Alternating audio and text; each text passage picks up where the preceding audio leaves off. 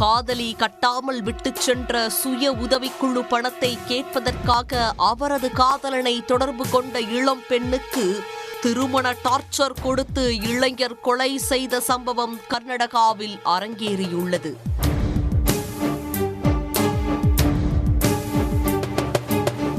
கர்நாடகாவின் வடக்கு கன்னடா மாவட்டத்தின் எல்லாப்பூரை சேர்ந்தவர் ரஞ்சிதா பானசோடே. அதே பகுதியை சேர்ந்தவர் ரஃபீக் இமாம் சாப். இருவரும் பள்ளி பருவத்திலிருந்தே ஒருவரை ஒருவர் அறிந்துள்ளார்கள். ரஞ்சிதாவுக்கு 12 ஆண்டுகளுக்கு முன்பு மகாராஷ்டிராவை சேர்ந்த சச்சின் கதேரா என்பவருடன் திருமணமாகியுள்ளது.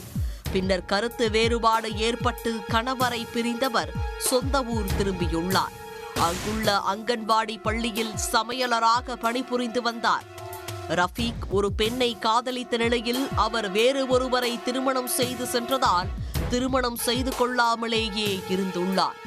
இந்நிலையில் கணவரை பிரிந்து சொந்த ஊர் வந்த ரஞ்சிதா அங்குள்ள மகளிர் சுய உதவி குழு ஒன்றில் இணைந்துள்ளார். அந்த குழுவில் ரஃபீக்கின் முன்னாள் காதலியும் இருந்துள்ளார். அவர் திருமணம் செய்து சென்றதால் சுய உதவிக்குழு மூலம் பெற்ற கடனை செலுத்தாமல் இருந்துள்ளார். அந்த கடனுக்கு ஜாமீன் கையெழுத்து போட்டிருந்த ரஃபீக்கிடம் பணத்தை கேட்பதற்காக அவரை ரஞ்சிதா தொடர்பு கொண்டுள்ளார். அப்போது இருவரும் தங்கள் பள்ளிக்கால நட்பு குறித்து பேசத் தொடங்கி பழைய நட்பை புதுப்பித்துக் கொண்டு பழகி வந்துள்ளார்கள். இந்நிலையில் தன்னை திருமணம் செய்து கொள்ளுமாறு கணவரை பிரிந்து வந்த ரஞ்சிதாவிடம் ரஃபீக் வற்புறுத்தி வந்துள்ளார்.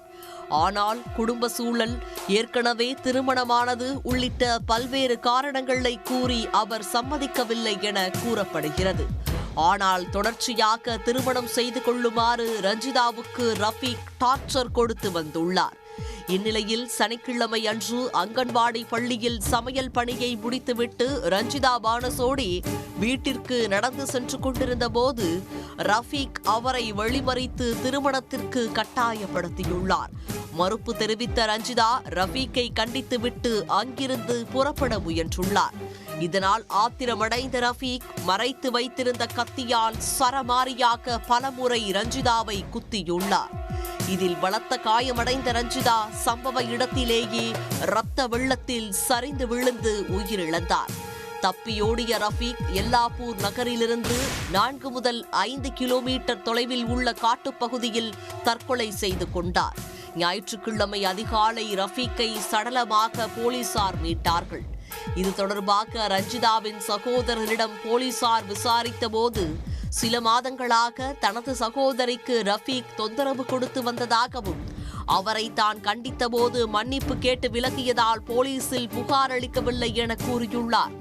ஆனால் அவர் திடீரென கொலை செய்யும் அளவுக்கு செல்வார் என்று எதிர்பார்க்கவில்லை என தெரிவித்துள்ளார். இந்த கொலை மற்றும் தற்கொலை தொடர்பாக போலீசார் வழக்கு பதிவு செய்து விசாரித்து வருகிறார்கள். மேலும் மத பிரச்சனையாக மாறாமல் இருக்க அந்த பகுதியில் போலீசார் பலத்த பாதுகாப்பு பணியில் ஈடுபட்டுள்ளார்கள். உடனுக்குடன் செய்திகளை தெரிந்து கொள்ள சன் நியூஸ் பெல் ஐகானை கிளிக் பண்ணுங்க.